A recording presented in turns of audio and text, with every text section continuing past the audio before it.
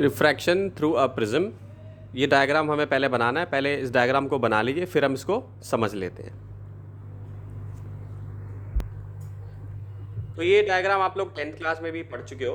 तो ये incident ray हो गई हमारी, ये हमारी हो गई रिफ्लेक्टेड रे। ठीक है, ये जो आर एस है ये क्या हो जाएगी, रिफ्लेक्ट हो रही है भाई यहाँ से, या इमोजेंट रे भी कह सकते हैं। ठीक है, सो ये एंगल ऑफ डेविएशन या एंगल ऑफ मिनिमम डेविएशन भी कहते हैं। फिर यहाँ से भी हम ऐसे ऐसे बना सकते हैं एक ट्राइंगल। ठीक है, तो ये कितना हो जाएगा, ये हो जाएगा आर, ये हो जाएगा आर डैश। ये जो सरफेस है इसको रिफ्रैक्टिंग फेस हम कहते हैं। ये हमारा क्या होता है, एंगल ऑफ प्रिज्म होता है। ठीक है, तो ये प्रिज्म के थ्रू लाइट जो है इस पोर्शन से आ रही है और यूं बेंड होकर, ये बेंड होकर लाइट जो है इस पोर्शन से बाहर की तरफ निकल रही है। हमने पहले पढ़ा हुआ है कि लाइट जब रेयर मीडियम से, यानी कि रेयर क्या है यहाँ पे एयर है, से डेंसर मीडियम की तरफ जाती है तो अपने आप को क्या करती है, वो बेंड करती है, लाइट बेंड हो जाती है। ठीक, अब इसमें एक चीज़ ध्यान रखना हमेशा कि फ्रीक्वेंसी सेम रहती है हमेशा। इसमें लाइट जब बेंड होती है तो फ्रीक्वेंसी जरूर सेम रहती है, स्पीड कम हो जाएगी, स्पीड में चेंज आएगा, फ्रीक्वेंसी लेकिन हमेशा सेम रहेगी। ठीक है, तो अब यहाँ पे थोड़ा सा बच्चों इसकी जो डेरिवेशन जो एग्जाम में आती है इसमें थोड़ा सा आपको इसके ज्योमेट्री और इसके एंगल्स के बारे में थोड़ा मालूम होना चाहिए। तो अगर आप ध्यान से देखो तो यहाँ पे 4 पॉइंट्स अगर मैं बना दूँ तो ये क्वाड्रिलेटरल बन गया ना। क्वाड्रिलेटरल में एंगल कितना होता है, 360 डिग्री का होता है, और एक ट्रायंगल में कितना होता है, 180 डिग्री का होता है ना बच्चों, होता है कि नहीं होता। तो अब मैं कुछ लाइनें यहाँ पे ऐसे और बना दूंगा, इसको मैं आई बोलूँगा, नॉर्मल तो बनाना होता है ना मैं हर पॉइंट पे, इसको मैं आई डैश बोलूँगा। ठीक है, और इसको आर बोलूँगा, इसको आर डैश बोलूँगा। तो ये मैंने ये सारा इसका मार्किंग कर लिया। इस पॉइंट को मैं क्यू बोलूँगा, इस पॉइंट को मैं आर बोलूँगा।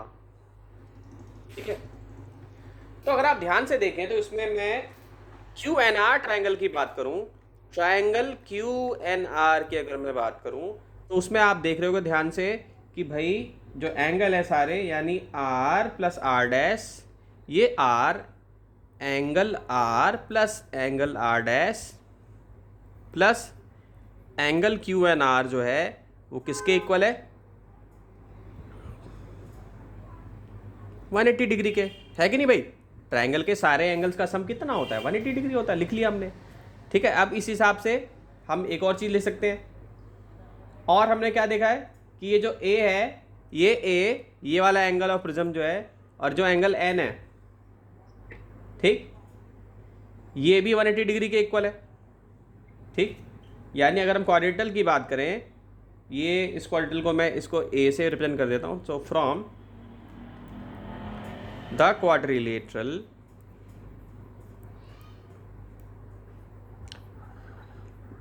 from the quadrilateral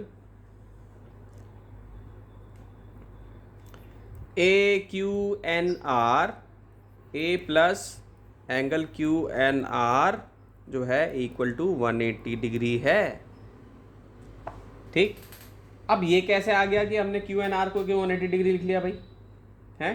सोचो क्यों ऐसा लिख लिया हमने 180 डिग्री, बताओ फटाफट सोचो जरा, कैसे ए और क्यू एन आर को हम 180 डिग्री लिख सकते हैं। ज्योमेट्री का कॉन्सेप्ट है बच्चों, ये जो है ना,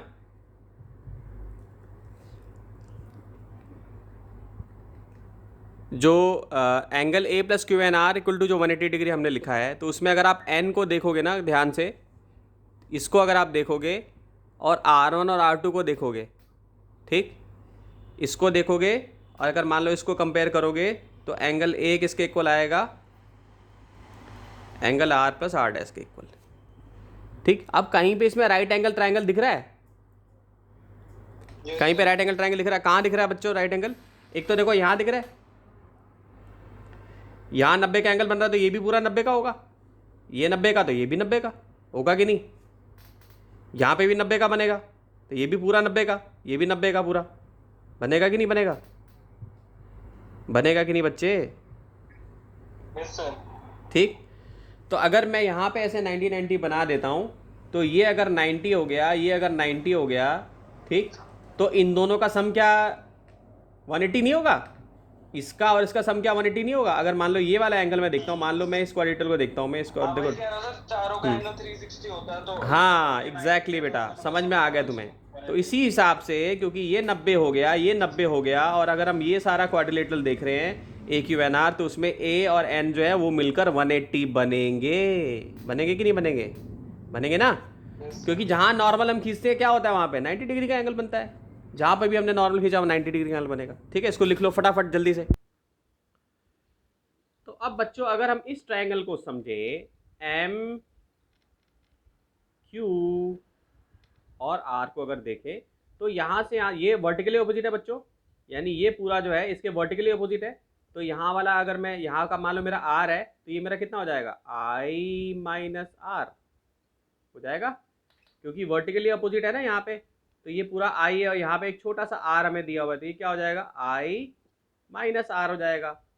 हो जाएगा अगर खाली मैं इस वाले ट्रायंगल की बात कर रहा हूँ। ठीक है, ठीक है बच्चों। Yes sir. सो इस हिसाब से ये पूरा जो सम है, यानी जो डेल्टा है, हमने एक थ्योरम पढ़ी है मैथ्स में कि जो एक्सटर्नल एंगल होता है, यानी अगर कोई ट्रायंगल है और उसका जो एक्सटर्नल एंगल होता है, जैसे मान लो इसका एक्सटर्नल एंगल यहाँ पर है, ये डेल्टा है, तो ये इन दोनों एंगल के सम के इक्वल होता है। तो ये वाला कितना आ गया, ये कितना आ गया है, आई माइनस आर, और ये कितना आ गया है, I dash minus R dash. ठीक है, तो बच्चों इसको ऐसे ले सकता हूँ मैं, आई माइनस आर और I dash minus R dash. ठीक है, आई को कॉमन ले लिया मैंने और उसको क्या ले लिया, आर प्लस आर डैश ले लिया। और अभी मैंने आपको ये बताया था कि आर प्लस आर डैश जो है वो किसके इक्वल है, ए के इक्वल है। यानी कि ये जो आर है, ये जो आर है और ये जो आर डैश है, ये किसके इक्वल है, ए के इक्वल है। कैसे निकाला था हमने, क्योंकि हमने हमने देखा था ट्राइंगल का जो सम है 180 होता है, तो उसमें क्यू एन आर दोनों में कॉमन था। कॉमन था तो इसका मतलब है कि ए का जो सम है वो आर और आर डैश के इक्वल होएगा। क्लियर है कि नहीं क्लियर? बिल्कुल क्रिस्टल क्लियर होना चाहिए। Yes sir. तो इसको लिख लिया हमने, आई प्लस आई डैश माइनस ए लिख लिया, और इसको क्या ले सकता हूँ मैं, delta plus A I plus I dash. ठीक है, यानी इसका मतलब ये है कि जो एंगल ऑफ इंसिडेंस है प्लस एंगल ऑफ इमर्जेंस है, ठीक है, वो किसके इक्वल है, एंगल ऑफ प्रिज्म और इसके इक्वल है, यानी एंगल ऑफ मिनिमम डेविएशन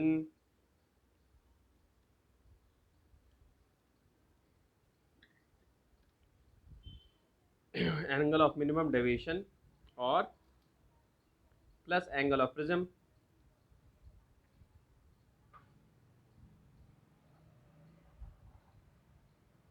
ये एंगल ऑफ प्रिज्म है, ये एंगल ऑफ मिनिमम डेविएशन है, किसके इक्वल हो जाएगा, एंगल ऑफ इंसिडेंस, ये एंगल ऑफ इंसिडेंस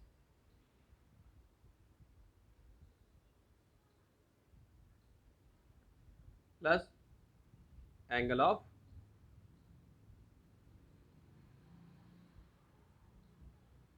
इमर्जेंस। ठीक है, ये हो जाएगा angle of incidence yes sir. Plus angle of emergence.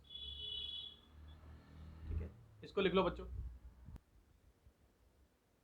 तो अब आते हैं कि किन किन फैक्टर पे एंगल ऑफ डेविएशन डिपेंड करता है। ठीक, यानी कि ये वाला एंगल जो है, ये डेल्टा, किन किन चीज़ों पे डिपेंड करता है। तो किस पे डिपेंड करेगा भाई, सबसे पहले कि ये जो रे है ये किस एंगल से आ रही है, इस पर बहुत डिपेंड करेगा। आप किस एंगल से भेज रहे हो उस पर ये डिपेंड करेगा। ठीक है, तो सबसे पहली चीज़ angle of incidence, material of the prism, ये प्रिज्म किस मटेरियल से बना है, ग्लास से बना है कि किसी और चीज़ से बना है कि किसी और ऐसी चीज़ से बना है कि लाइट ही नहीं पास हो रही है ना। सो मटेरियल कौन सा इसका मटेरियल है जिससे ये बना हुआ है, ये बात ध्यान रखने वाली है। फिर आते हैं वेवलेंथ ऑफ लाइट, वेवलेंथ क्या होती है, लैम्डा, ये वेवलेंथ होती है। ठीक, तो लाइट की कैसी वेवलेंथ है उस पर भी डिपेंड करेगा, और एंगल ऑफ प्रिज्म पे भी डिपेंड करेगा, यानी कि इस पे भी डिपेंड करेगा कि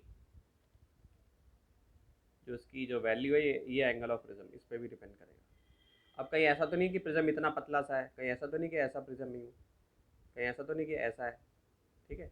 तो तीनों में एंगल ऑफ डेविएशन जो है वो बदल जाएगा, ठीक है। अब आते हैं इसकी ग्राफ पे, आते हैं कि इसका ग्राफ कैसा बनता है, ठीक, यानी कैसे ये एंगल ऑफ डेविएशन चेंज होता है, तो वो ग्राफ हम समझ लेते हैं। सो अब समझा देता हूँ। तो यहाँ पर हम क्या कर रहे हैं कि हम एक ग्राफ बना रहे हैं एंगल ऑफ डेविएशन। ये बेटा क्या होता है, एंगल ऑफ डेविएशन, ठीक।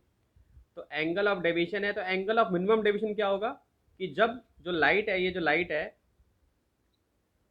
तो मिनिमम एंगल ये अगर बनाए, ये अगर एंगल मिनिमम बनाए, यानी कि जैसे ये बेंड हो रही है और बहुत छोटा सा एंगल इसने बनाया है, तो हम कहेंगे कि बहुत छोटा सा इसका एंगल ऑफ मिनिमम डेविएशन है, ठीक है। सो इसके ग्राफ को अगर हम प्लॉट करें तो इसका ग्राफ इस तरीके से आएगा, यानी अगर आप आई की वैल्यू अलग अलग पुट करो और इस डेल्टा की वैल्यू अलग अलग डालो, तो आपको जो ग्राफ, जो पॉइंट्स हैं वो इस तरीके से मिलेंगे कि वो कर्व ऐसा आएगा, यूं कर्व आएगा, ठीक है। जैसे आप लोग क्वालिटी इक्वेशन में ग्राफ प्लॉट करते थे ना, A X square plus B X plus C वाला ग्राफ प्लॉट करते थे, ठीक है, जिसका ग्राफ कैसा आता था, यूं यूं आता था ना ऐसा ग्राफ। तो ऐसी ही सिचुएशन में जब इसकी वैल्यूज आप डालोगे, एंगल को और इसको चेंज करोगे, यानी इसको वाई एक्सिस ले लिया, इसको एक्स एक्सिस ले लिया, तो आपको जो इसको वैल्यूज जो है वो इस तरीके से मिलेंगे कि आप एक प्लॉट बनाओगे, तो उस प्लॉट का जो शेप है वो एक टंग के आकार, जैसा टंग होता है ना हमारा, जीभ होती है, इस टाइप से ऐसे बनेगा। यानी ये तो पैराबोला ये है, डाउनवर्ड है, ये अपवर्ड पैराबोला बन जाएगा, ठीक है। इस टाइप से इसका ग्राफ बनेगा। तो ये एग्जाम में सीबीएसई बोर्ड में पूछा जाता है कि भाई ग्राफ बना के दिखाइए, ग्राफ पूछा जाता है, ये ग्राफ आएगा सीबीएसई में, ठीक है। और आया हुआ है ऑलरेडी पहले भी, इसको बना लीजिए। तो अब जो हम डेरिवेशन कर रहे हैं उसमें हम रिलेशन निकाल रहे हैं between refractive index and angle of minimum deviation, यानी कि हम म्यू रिफ्रैक्टिव इंडेक्स और डेल्टा एम का रिलेशन निकाल रहे हैं। तो अभी हमने क्या लिया हुआ है कि सपोज करो कि एक प्रिज्म है, वो इस तरीके से है और उस पर लाइट इस तरीके से गिर रही है, जिससे कि जो प्रिज्म का जो पोजीशन बन रहा है जो मिनिमम डेविएशन का, वो मिनिमम है और लाइट जो है सिमेट्रिकली पास हो रही है टू द बेस। तो इस केस में क्या होता है कि जो हमने डायग्राम शुरू में बनाया था, ये आई और ये आई डैश ये इक्वल हो जाएंगे, और ये आर और ये आर डैश ये भी इक्वल हो जाएंगे बच्चों, ठीक है। तो हमने यहाँ पे क्या रिलेशन निकाला हुआ है, यहाँ पे हमने क्या निकाला है, ये निकाला है delta plus A equal to I plus I dash, क्या है ना, delta plus A equal to I plus I dash. तो उस हिसाब से मैं ऐसा लिख सकता हूँ, ए एस, ऑलरेडी हम डिवाइड कर चुके हैं इसको, A plus delta equal to I plus I dash, ठीक है। तो अब हम इसको, ये तो दोनों आपस में इक्वल हो गए, इसको आई ले लेता हूँ, इसको भी आई ले लेता हूँ मैं, तो ये क्या हो जाएगा, ए प्लस डेल्टा हो जाएगा, ठीक है। ये 2i हो जाएगा, ये भी ए प्लस डेल्टा हो जाएगा, ठीक है। और ए किसके इक्वल था, आर प्लस आर डैश के इक्वल था, लेकिन इसमें भी आर आर डैश के इक्वल है, तो यानी कि ये भी 2r हो जाएगा, ये ए हो जाएगा, तो आर किसके इक्वल हो जाएगा तुम्हारा, a/2 के इक्वल हो जाएगा, ठीक। तो आई चाहिए हमें, तो आई क्या हो जाएगा, ए प्लस डेल्टा अपॉन 2 हो जाएगा। और ये पहले पढ़ा चुका हूँ कि रिफ्रैक्टिव इंडेक्स का जो फॉर्मूला होता है mu equal to sine I upon sine R होता है, ठीक, sine I by sine R, ठीक। So sine A plus delta, ठीक है, अपॉन, अभी डेल्टा को डेल्टा एम लिख लेता हूँ मैं क्योंकि ये भी इसके इक्वल था, अपॉन 2 अपॉन साइन ए अपॉन 2, ठीक है। तो क्या हो जाएगा, ए प्लस डेल्टा हो जाएगा upon 2 sign A plus delta M upon 2, और क्या हो जाएगा, साइन ए अपॉन 2 हो जाएगा। तो ये हमारा रिफ्रैक्टिव इंडेक्स का फॉर्मूला हमने ये डिराइव कर लिया। So mu equal to sine A plus delta M upon 2 upon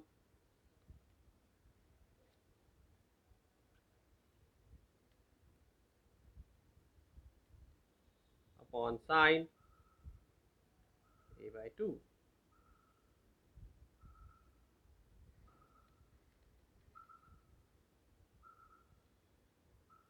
clear है, इसको लिख लीजिए बच्चों। तो जो डेविएशन होती है जो प्रिज्म प्रोड्यूस करता है वो मैक्सिमम तभी होगी जब एंगल ऑफ इंसिडेंस कितना होगा, 90 डिग्री का होगा। ठीक है। अब एक और चीज़ ध्यान रखनी है कि अगर बहुत स्मॉल एंगल है ना प्रिज्म का एंगल बहुत छोटा है, तो उस टाइम पे क्या होगा कि जो जो डेविएशन है वो एंगल ऑफ इंसिडेंस पे डिपेंड नहीं करेगी। किसके लिए? जिसका एंगल यानी जो प्रिज्म एंगल है वो बहुत छोटा है। ठीक है, ये बात याद रखनी है। बहुत ही बढ़िया क्वेश्चन है, बहुत ही बेसिक लेवल 1 क्वेश्चन है कि कह रहा है कि रिफ्रैक्टिव इंडेक्स बताइए किसी इक्विलेटरल प्रिज्म का। तो इक्विलेटरल का प्रिज्म का मतलब ये है कि यहाँ पे जो एंगल है वो 60 डिग्री का है। ठीक है, इक्विलेटरल प्रिज्म का मतलब क्या है कि जो एंगल है ये 60 डिग्री का है, क्योंकि इक्विलेटरल ट्रायंगल में कितना होता है, 60 डिग्री का एंगल होता है।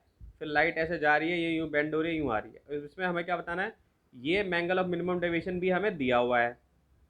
कितना है ये डेल्टा भी हमें दे रखा है 60 डिग्री दे रखा है, तो हमें रिफ्रैक्टिव इंडेक्स निकालना है। सीधा क्वेश्चन है, बिल्कुल सीधा, कुछ भी इसमें करना ही नहीं है, सीधा फॉर्मूला लिखना है, mu equal to sine A plus delta M upon 2, ठीक है, अपॉन साइन ए बाय 2। ठीक है, तो कितना हो जाएगा, म्यू साइन हो जाएगा 60 प्लस 60 अपॉन 2 अपॉन साइन ए की वैल्यू कितनी है भाई, 60 है, angle of prism upon 2। Solve करो, फटाफट सॉल्व करो अपने अपने रजिस्टर पे, सब लोग वीडियो को रोके।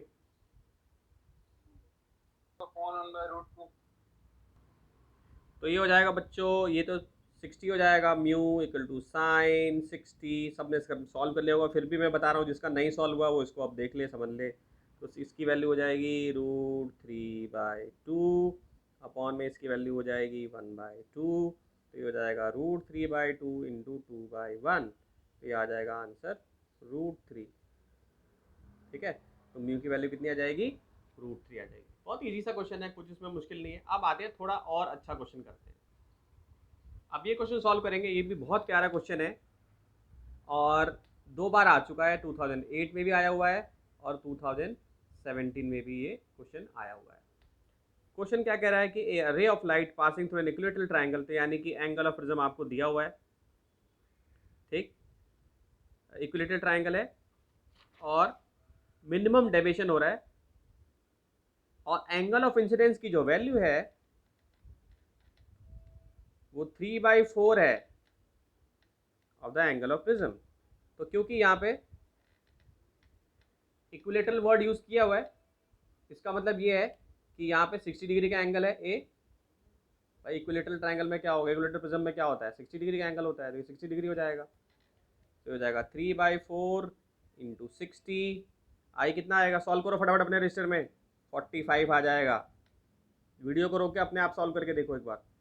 ठीक, अब यहाँ पे बोला गया है कि मिनिमम डेविएशन हो रहा है, तो मिनिमम डेविएशन तभी होता है जब आर की वैल्यू a/2 के इक्वल होती है। ठीक, आर की वैल्यू a/2 के इक्वल होगी, तो यहाँ से क्या पता चल जाएगा हमें, ए कितना है 60, 30 हो जाएगा 30। अब म्यू इक्वल टू क्या होता है, sine I by sine R. Okay, तो उसको क्या लिख सकते हो, साइन 45 साइन 60, सॉरी साइन 30, ये तो 30 निकाला है ना हमने, ये साइन 30।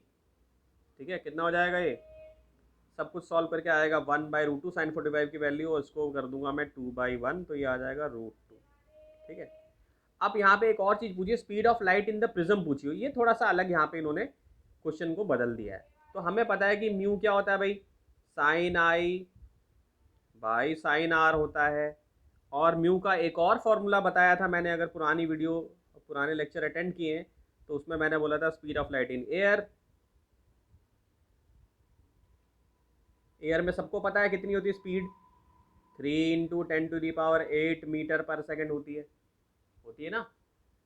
तो mu equal to speed of light हो जाएगा और अपॉन में स्पीड इन मीडियम। तो मीडियम यहाँ पे क्या है, प्रिज्म है, स्पीड इन प्रिज्म है। ठीक, म्यू तो निकाल चुके हैं हम यहाँ पे, ये म्यू तो निकाल चुके हैं, इसका √2 पुट कर देंगे यहाँ पे। लाइट की वैल्यू कितनी है 3 × 10⁸ मीटर पर सेकेंड, ठीक है। और स्पीड कितनी हो जाएगी प्रिज्म में, कितनी है ये निकालनी है हमें, तो इसको छोड़ देंगे ऐसी। अब यहाँ से सॉल्व कर सकते हो सब लोग, तो स्पीड इन प्रिज्म कितना आ जाएगा,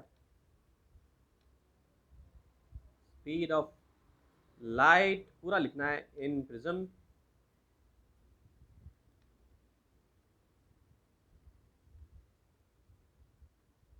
इसको सॉल्व कर लोगे सब लोग, वीडियो को रोक के सॉल्व करो सब लोग अपने आप। तो आंसर आएगा इसका बच्चों 2.12 इंटू 10⁸। देखो √2 की वैल्यू जो होती है, इसकी जो वैल्यू आएगी बेटा 2.12 इंटू 10⁸ मीटर पर सेकेंड आ जाएगी, ठीक है। तो और भी क्वेश्चंस कराऊंगा, अगली जो वीडियो होगी उसमें और भी मैं इसके रिलेटेड, क्योंकि बोर्ड में बहुत क्वेश्चंस आते हैं इससे, नीट में भी आते हैं, जेई में भी आते हैं, लेकिन बोर्ड में भी बहुत पूछे जाते हैं अलग अलग वैरायटी के, तो अलग अलग वैरायटी के क्वेश्चंस कराऊंगा अगली वीडियो में, ठीक है, अगली क्लास में।